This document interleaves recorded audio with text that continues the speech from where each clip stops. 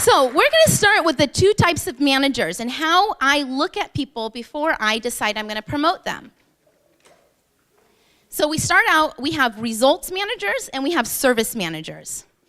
And this is what our natural tendency is when we decide to move somebody up. And we have to say, okay, if I look and I say, I'm going to be promoting, I'm looking at Chris to promote. I have to first know where he's going to fall so I know how to train him. So we're going to go through.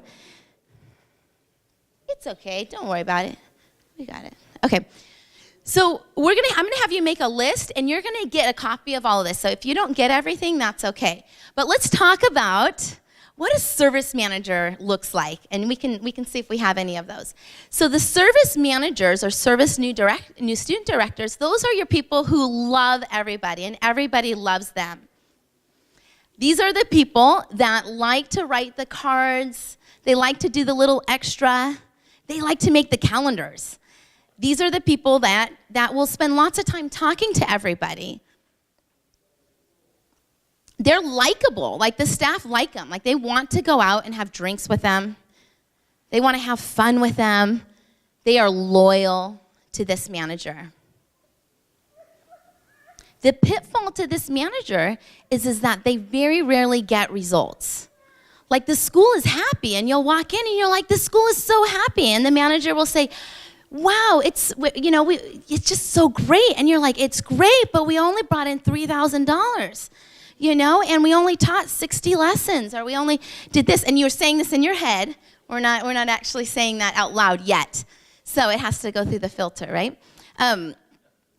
And so the manager is likable, but they lack results. And so this is what we call somebody who starts out really on the service side. And it's sometimes, it's tough to transition from a teaching position and transition up into an executive role. So there's literally every person I have been able to pinpoint somewhere on this scale.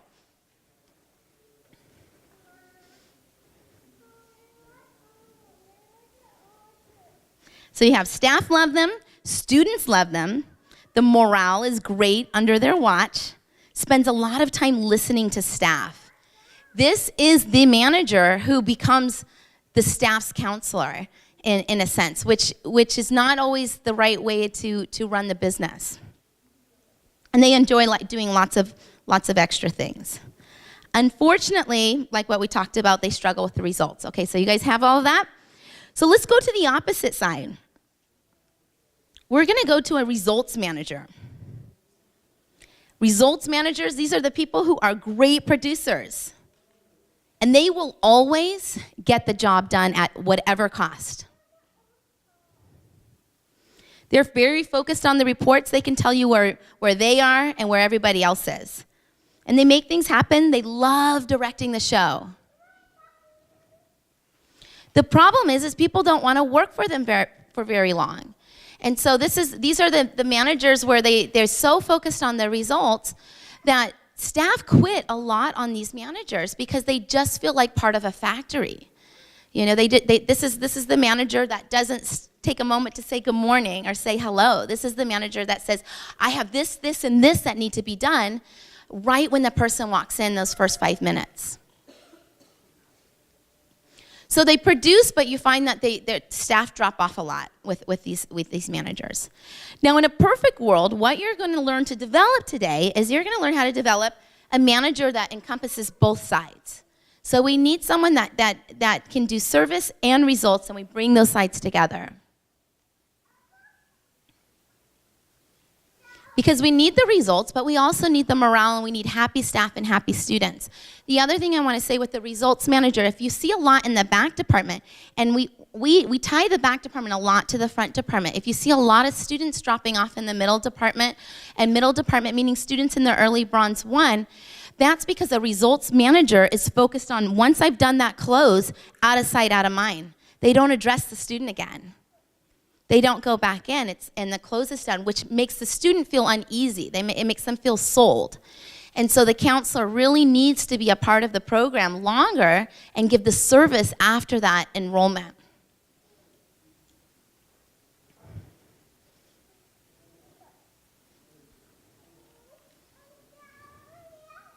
So right now, I want you just quickly on the bottom of your page, write down what type of manager you think you are.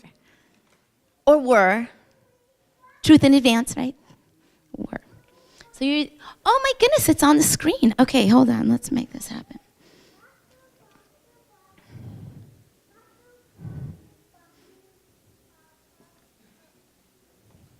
There you go. You like that? Look around. Chris Lynam, he did that one. Okay. Okay, so this system is what I use every time we promote somebody. And we promote people often, not because we are losing people, because we expand. So these are the 5 areas that we focus our first 6 months of a new student director's career. So they have to learn how to keep score. They need to learn the business behind closing, leadership skills, staff development, and the 4-lesson procedure for a manager. So we're going to start with keeping score. So this is a fun one. When somebody takes over the department, you want to lead them to what the department needs. You don't want to just tell them what the department needs. So what we do is we have a whole list of items and homework that I say, okay, now that you are moving into this position, the homework that I'm going to give you is I want you to go and do this research. And I give them the list. Here, I'll give you the list that this is the list. I know it sounds like a lot. Don't worry about writing it down because you're going to get it. But by doing all of this, so how many inquiries have contacted us? They're learning their department that they are taking over. They 100% know the department inside and out because, again, I have to be able to have somebody that is very clear so that they can change the path. And they're not reacting to the department, but they're running the department. So this is one of the first things, let me back up. One of the first conversations I have with the new student director that I'm going to promote is I'm going to tell them, I'm going to say, you are right for this position, and you're going to make a million mistakes, and that is okay. I am here for you. And I'm going to be here to guide you through those mistakes, and you are supposed to make a lot of mistakes. So that being said, are you still ready to go for this position? You're ready to do it. So I put them at ease that they are not supposed to know what they're doing. If they ever go into that position feeling like they should know it, they're going to have a big fall. They're going to go through depression. They're going to feel bad. You're going to have all these awkward conversations with them of like, look, your numbers, all of these things. But if you start off the promotion in this place that it's a we thing and you're not supposed to know it, and this is what the first step that you're going to do in your position is this, they're already building confidence in the role. So at the end of this, so they get, I give them a week to do it, and then I meet with all the counselors our new student directors, once a week, and then we do a general once a week. And so they have a one-on-one. So I ask them lots of really healthy questions. So what did you notice when you did these numbers? If we had to come up with a 6-week training plan, a training meeting, what would it be based on, and this is between just them and me. And so some of them would say, well, it looks like we only have 3 guys in the studio. So what is that? And then my question would be, what does that mean? You're going to ask a lot of questions to your managers that you're training versus just giving them the answer. Because if you're trying to build people into leaders, they have to start to find the answers. Otherwise, they're going to be handicapped to you. Now, it doesn't mean that you leave them, but you have to know how to ask the questions to help them get to the right place. So then it's like check mark. I can check this off of my list of my development of my management. So they have to keep score. Any questions on this? It seems easy, but you will be surprised how many managers don't know their full department numbers, and they know it off of feeling, but not off of what is actually the fact. Like they say, I think that we have like a lot of couples. I'm like, really? Let's look at the numbers. And anytime I go into, I'll tell you one thing, anytime I do this, so I do it before they do it. So I never ever trust my manager, and it's not even a trust, but I don't rely on my managers to do the numbers solely and then to give me information. I'm not a fan of ever entering in an executive meeting ignorant on the information. When I have them doing this, it's not because I didn't already do it. It's because I want to lead them and I want to know that they do it. So if their numbers are different or their answers, I want to be able, I can be able to redirect at that point. So there's not ever a meeting that I go into as far as numbers that I haven't already 100% know it. And plus, every once in a while, they don't quite get the numbers right. So, so you want to clean them up on that part. Mm-hmm. This is just at the beginning of their promotion. Mm-hmm. So this is how I'm gonna transition them in. Now it becomes a regular part. We go over it every week. You know, it's part of our executive meeting. And so we'll say, okay, this week this went really well. This is what we're guiding. We do a 1-month plan, which I'll get into. But the toughest part about transitioning somebody into management is you have to have lots of little successes. You've got to make it, if you want it to be a really great transition and that you're not just feedbacking all the time. And so you can systematically create really fantastic managers by just having a system yourself. And so this is a confidence booster because then they get one thing off the list, I did it. You know, yes, okay, now I can check this one thing. And enough of these activities, they turn around and say, I am successful in this position. This is right for me, I can do this. And it becomes, and it's not just, because, and I mean, it's important to me to build schools and build executives that are successful at the highest level, not just at a mediocre level. And so it's about going through this process right from the beginning, if that makes sense. Yeah? Okay. Okay, leadership skills. So leadership skills change. So once we go from being a teacher, and then when we go into being an executive position, there is different expectations. Now keep in mind, everybody that gets promoted within the Arthur Murray Live team, they have gone through a leadership program that was happening at least once a week. And so they've been through John Maxwell training, they've been through a lot of different things that help form their minds and get their minds prepped for the difficult parts of management. And that's what the whole purpose of leadership program is because managing, it has so many highs and lows, but how are they going to get through those lows? That's what your job as a franchisee is to be able to train them for that.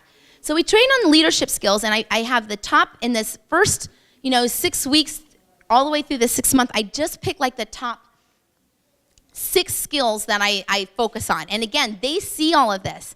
So the minute that they are going into promotion, I share a document with them. I say, this is what we're going to be working on. This is our training program, our executive training program, and we're going to be going through all of this. And they've all seen the document. It's not as pretty as this, but they all have access. So the first thing is we talk about a thermostat versus thermometer, because the executive needs to understand that they no longer can just read the temperature in a room and react to it. They have to be able to change the temperature, especially in the new student department. And that becomes like one of the most crucial parts of training, because if you leave that part off and you train on procedure, guess what? They're not able to change the environment when the environment needs to be changed. So that becomes one of the topics that we talk about. And I usually can just say, okay, tell me what I mean when I write thermostat versus thermometer. What does that mean to you? And I make sure they can reference back to the training that they've had over the last year in the leadership program. And so I say, so when you walk into the studio, this is what needs to change. You have to greet everybody. You have to be present for everybody. And if I know that they're a results-oriented person, they fall on that, then I go really heavy on that. Like, I want you to say, hi, how are you, before you put your task list in front. I don't know if you know where I fall, but I fell very much on the results side. And so it was, I would have a list. I wouldn't even say hi. And I was like ready to go. And so this becomes a really important skill for them. So right from the beginning. And then they usually say, okay, I can do that. And then that's a good check mark that we can do. Then we do the difference between specializing the team and specializing you, or the team specializing you. Once you make the transition into the executive role, it's not about you anymore. The staff shouldn't know about your bad day. They shouldn't know about all your stresses. You have to start flipping the switch where it becomes where you're talking to them and redirecting them and starting to be seen as a leader, because you have the title and you're training them, and you've got to talk to them about that you have the title, but you don't have results in this position to really have earned their trust, and they're going to hate you in this role. They're going to challenge you. They're going to do all of that stuff. And we're okay to be super transparent with that, because the transition is never easy. It's never easy. And whether or not they tell you or not, like 2 years ago, we did a meeting where we went through the stages of basically your relationship with an executive, and then by the end of it, they're like, yeah, it's fine. At first they're really hungry for information, and that's because the relationship within the staff gets a little sour. So it's a quick conversation. These are quick things, but they will really make a big difference on how you're developing your new student director. Problem resolution within the team. We are really big about it's okay to have problems. It's how we work through them that are going to make us stronger. We expect problems to happen.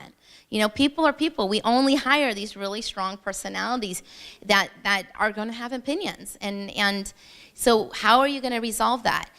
One of our basic things is if somebody says, if Joey comes to me, he's like, man, that's Sergio. Then I'm going to say, Joey, did you tell him this? And then he's like, yeah. And I'm just kidding. Joey would. That's why he's in this room. But you'll find a lot of the managers haven't gone and talked to the actual person that they are upset about, or vice versa. So we teach them just that basic problem-solving skills of like, you have to get the people to talk to each other. And usually what would happen is I'll be at the center of it to start with, and then I'll go talk to, like, say, Joey, and then Joey will tell me what's going on, then I'll go talk to Sergio. Sergio would tell me what's going on, and then I would say, okay, well, from this perspective, this and this, okay, now you guys, I'm going to bring you guys together, and you guys got to talk about it. And I'll sit in the room, they'll talk about it, and then we'll make sure we're at the end of that. And it can be pretty quick. But I'm coaching them initially, and you'll find that the managers then are able to coach that later. And if problems go too long or not unsaid, and we don't talk about that it's okay to have problems, then it's harbored. Then you lose staff. Then you have a divided staff. Then you're not able to do $1 million, $2 million a year. If that makes sense. Yes? Cool. Same thing with the student body. New managers, if they're results oriented, they'll sometimes not really acknowledge the problem. They'll just be like, well, that's the way it is. That's the pricing Daisy sent, or they can be really just like too firm. The service managers, they'll sit down and talk, and they'll let the student run right all over them. And they'll have an hour to 2 hour conversation with a student because they don't know how to get out of the conversation. And how to do that. So that's a whole training meeting that we can do, but you guys can figure it out. 1-minute meetings are really important. So the role of any manager should be to coach throughout the day. You are teaching them how to be a coach.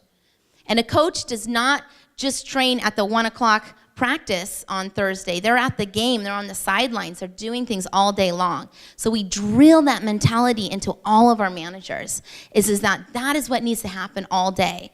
During that time, so and I'll talk about how Chris and I manage, because that's always the question of like, how do you do it? And it's pretty easy when you break it down to just like putting it in a system. So 1-minute meetings is something that we expect all of our managers to understand how to have. And then understanding the coaching throughout the day is their role.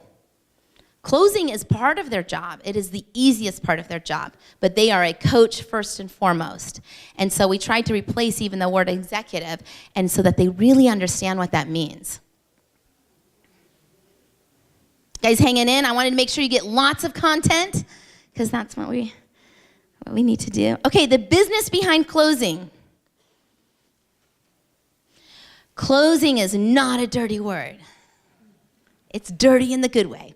So we can't just do everything through service. Service is great, and if we have really great service, the close is going to happen, but the close does not happen if we don't ask for it. And so we have to understand how to ask for that enrollment. And you're going to have 2 enrollments, basically, that you're going to be asking for all the time, which is you're going to ask for a program enrollment, which is going to be a level up, halfway point, what we call it, halfway point renewal, and a routine. If you train on those 2 closes, you're going to be pretty set. You're going to have a pretty successful executive. We had a group of executives. Supervisors don't close as often, so when closing training needs to happen, I usually come in and do some of that because they're great at explaining. They get a lot of people signed up, but then how to teach them how to close an A day and do other things. So we do a lot of closing training, and it is part of business. Business people, they're not scared of that word. They know they need to enroll on people. So here's a list in the front department that I need to hear each new student director. They need to close me in these situations. So, and this isn't all in one meeting. This is throughout the time that I, as a franchisee, am training the new student director. So I would say, I have a wedding in 6 months. What are you going to say to me? And then I give them a very, very basic closing format. Oh, sorry, there you go. So, you can refine your skills. Zig Ziglar is great to get into, to look at. But if you start with, okay, every close is gonna have these 3 things. You're gonna make sure you know how dancing's gonna help them. We're gonna call that, and we're gonna put prospecting. So before you even start the lesson, or your specialist even starts the lesson, there has to be a reason why they should be taking this lesson. So it could be like, how long have you been thinking about taking dance lessons? For 10 years, wonderful, let's not wait any longer. Let's get you on the floor. I've got my reason. What's my reason? They've been waiting 10 years. So now through the whole close, guess what I'm gonna be talking about? Their 10-year wait. It's not I'm not closing an extension at this point. I need to just be able to prospect. But if you send people out from a service side and you're like, oh, you're gonna have so much fun, woo, go out on your lesson, teach a great DE, everything happens, and it's a think it over, you haven't prospect the client, you haven't done the business behind our business. So prospecting is real. If they say, you know what, I'm just trying it out. Well, I'm glad that you told me. I hope we earn your business today. I'm gonna talk, and then that'll be part of the close. So then the counselor has to be able to be masters of prospecting, because they're the one, they have to start the lesson and then they close it. So that's the first part of the close starts there. And then at the close, they're gonna just personalize it. So we talk about how, and this is the thing I want you to write down if I don't, I did it in my other notes, but I didn't do it here. So you're gonna write down, how are we gonna use this program versus what the program is. So when you train somebody to close, you have to emphasize that. So I'll give you an example, is that if they're looking at the program and you have your new student director that's saying you're gonna have 4 private lessons, 2 group classes, and 2 parties. Is that a how or is that a what? That's a what. They can read that, right? And so what we have to do is we have to put the client right into that program. We have to give them the feeling. So I'm gonna say, this is how you're gonna use this program. I'm gonna have you, Juan de Dios, you're gonna come in for 2 private lessons, and I'm gonna have you giving me underarm turns, and you're gonna be doing this for that salsa program, okay? And then as you're building confidence, by the end of your first lesson, I'm gonna come out and look at your program and see if you're ready for that group class. I'm gonna schedule you because I know that you are, and here's what's gonna happen there. And this is how the practice party is gonna look. By the end of this program, you will have some basic skills and you'll be dancing by the end of this week. How does that sound to you? Does that sound great? Wonderful. And that's how I'm teaching them how to use the program. So it's a very basic closing skills, but that's what you need to make sure you as a franchisee can check off on your training bucket. Is like, did I train this? And you can't assume anything. You have to go down the list and go down the list multiple times with your executive.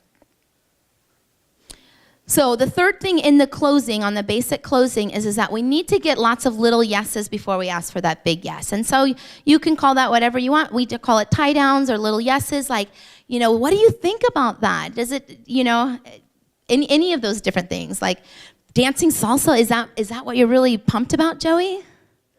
Great, that's wonderful. And then, so that's what we're gonna be doing here. Now, our underarm turns, was that what you were looking for, or were you looking for more style? I'm gonna put that down here, that's wonderful. So I'm getting lots of little validating things where I'm like, sold, sold, sold. Love Arthur Murray. Okay. Now, is this closing conversation any conversation I would have with the staff? No, because this is an executive level up type of training. And we are business, and if we want to make business happen, we have to understand the behind the scenes of that. And we can skate around a million words, but it is what it is. So that's where we're at. Okay, so all of these, there's going to be lots of situations, but you will train on closing, and a lot of that will be feedback, but this is the best feed-forward circumstances you can arm your new student director with so that you get really high percentages right out the door with them. Any questions? No? Okay. Staff development.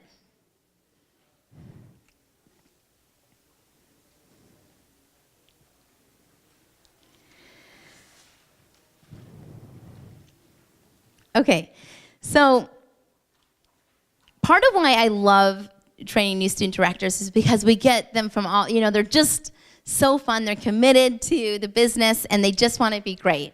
And teaching them how to train people is such an interesting process, because a lot of time, they're ready. They're managers at this point. They're like, I got this. I know how to do this. But knowing how to do something and knowing how to train it are two different things. And so trainers, that's why we're really picky about who runs training classes, because training is different than doing and being able to do that. So here's the method that we use, and this is very basic that you can take it back. So I will talk to my new student director, and I'll say, Jill, so everything that you train this year has to go through these 4 points. Okay, so you've got to make sure you listen to their pace. So you're going to have them do it. And then we're going to go through the tone, how they're saying it. Then we're going to look at their body language. And the content is going to be the last thing we correct. Do you know why? Because by the time they've done it 4 times, it's already fixed. So that's what we're going to do. What do you think about that? And then that's how we start teaching our executives how to train, is through this process. So a lot of times, if you sit through some of your executive meetings, you'll hear a couple different versions. You'll hear where it's just lots of information and not a lot of application. And you really need to, again, think of it like you're coaching a team. You have to have more application than information at this level. And when we go through this same process when I'm doing the closing training, anybody who's been in any of my executive meetings, it's like they're always doing something, they're always mocking, they're always rehearsing, and the same stuff over and over again. So my meetings aren't that interesting, but you know what? They all get lots of results, right? And so that's what's really good. So let's talk about pace. So we had, I'll tell you about, I'll back up on how I got to this. This is not mine, but we have a teacher who's now an executive, one of the top executives, and for a long time, great dancer. Man, he's one of the most talented dancers, dancing smooth competitively, likes to dance rhythms, been with me. I used to teach, him and his mom together. But nobody wanted to take lessons with him. And I was like, he's the best dancer we have. He's so nice. What is it about this guy that he only would teach 20 lessons a week? Certifications, everything. And so it wasn't until I listened to this talk, and I don't even remember where it was, but it talked about the study that was done with, for insurance and doctors being sued. Like how often would doctors be sued? And I found that doctors would give the same information, but the doctors that were sued were the ones that didn't say things nicely, or they didn't do this whole thing. Do you know what I'm talking about? Yeah, and I was like, brilliant. And they talked about the body language and smiling. And so I went back to the team, and then as we were rehearsing, I looked and I realized, and I put this particular teacher outside the door, and I said, I want you to say everything that you just said outside this glass door we have in our training room. So he's like, stands out there, and we're looking at this, and it's like, I'm really excited to get you started on the program. It's going to have 20 lessons, and then you're looking at it, and you realize there's no excitement. There's nothing. His body language and his pace wasn't there. And now it seems so obvious, but when you know somebody, it's hard to look at them objectively, right? And so you've got to be able to look at everybody objectively and be able to see that. And once we started implementing this from that lecture, it changed all of our schools. That was when we were able to get 4 schools in Group 1. That's when we were able to do the stuff, is because we were training the right staff. And we were training, and then we put the right procedure in place to train. So anytime you guys are doing any training, if you implement this, and then when you're doing your rehearsing, where you're not trying to fix content first, because the content is, people buy into what they feel from you, right? And the content always gets better. But you start by fixing through these areas. We're good? Yeah.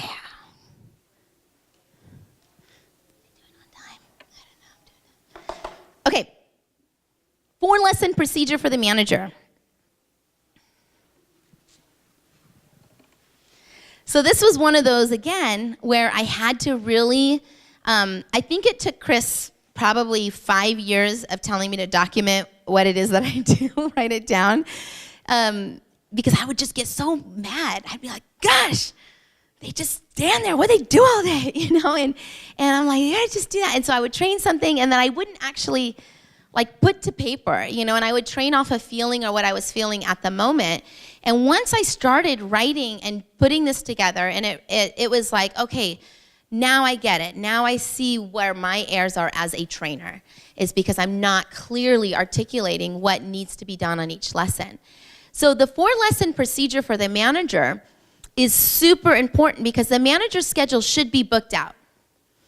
Okay, so if you have a manager, if you look at your floating rain, like for us we use floating rain, and you see the manager is completely blank, they are reacting to their day. They are not managing their day, and they're not directing their day. And you help them do that. So on our once-a-week meetings, that's what we'll look at. We'll okay, what do we need to do here? What do we need to do there? And we start directing our executives on what they need to book out through there. Now, as they get to a higher level, like franchisee level-ish, then I don't actually have the conversation, because they're doing that on their own. But most of the executives, I still have to do this, okay?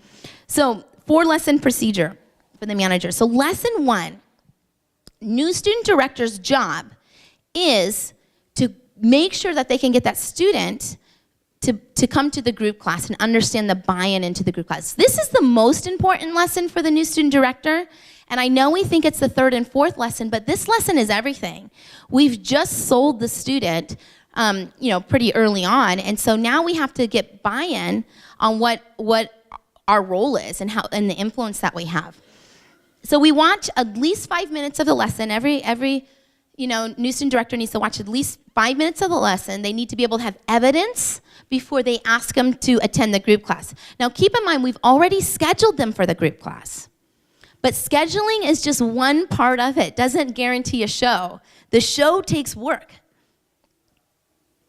So I would say, Jamila, I was just watching you do that. You were able to do that box step and close your feet. I know that triple was a little difficult, but then you had that underarm turn. Based off of what I've seen, you are more than ready to come to the group class on Friday. So it would be something along that. I'm giving evidence before my ask. Some of your managers will go through the whole day just saying, hi, how are you? And this is, for me, the hard thing is if I ever hear, what are you doing? Because that doesn't belong in the front department. We have to be very calculated with every interaction. And every interaction must be weighted. It must have value, and it can't be just passive interactions through the school. Those will happen, but you have to be calculated in order to be successful with your time. So I want you guys to think about something is, how many times have you signed up for something or said, I want to do ballet, I want to do kickboxing, I want to do all this really great stuff, but you never actually show up on the day? It's a lot, right? So when we look at that fight or flight mentality, what tends to happen is we get excited, but then on the day of, we hit the alarm, or we say, well, I'll go next week, or I don't have the right clothes, or who's going to be there? We're not able to fully do that. So one of the conversations, it's the same in our industry, that we have with students as the new student directors, we need to say, now, on the day of the group class, you're going to have 5 different reasons on why you shouldn't come. You may say, I'm not going to fit in, I don't have the right clothes, I can go next week, but I want you to fight that. And it's not going to be natural because this is something new, but I want you to fight it, and I want you to show up because it's going to add value to your dancing. And again, we're going to have you dancing by the end of the week. I'm done, right? Okay, does that make sense? I know I can train on all of this a lot, but if you just do that 50-50 specializing in the benefit sheet, we do not put that all in the specialist hands. The executive, the new student director, does 50% of the specializing, and the specialist does 50%. And the conversation that happens before that is like, okay, let's look at this benefit sheet. Which 3 do you want to specialize throughout the program? Cool, I'm going to do these 3. So it's a working relationship there. And then lesson 3 and 4, we know that. Course preview, reassurance, and close. Final thoughts? So my final thoughts in this area is, thanks, Chris, it is such a wonderful, amazing opportunity to become a franchisee. And you can use this platform in so many different ways. You can use this platform and say, I'm there, I'm done, it's vacation time. Or you can use this platform to say, I'm gonna become an even better trainer. I'm gonna be an even better people developer. And when you do that, when you're able to develop executives, you are forced to expand. We never expand because we want to. We only expand because we need to create opportunity for people. That's it. And so you'll find when you are here, when you're training and you put these systems in play, it's your school's run. You know, they run so well. So that is my meeting. Thank you, Wayne.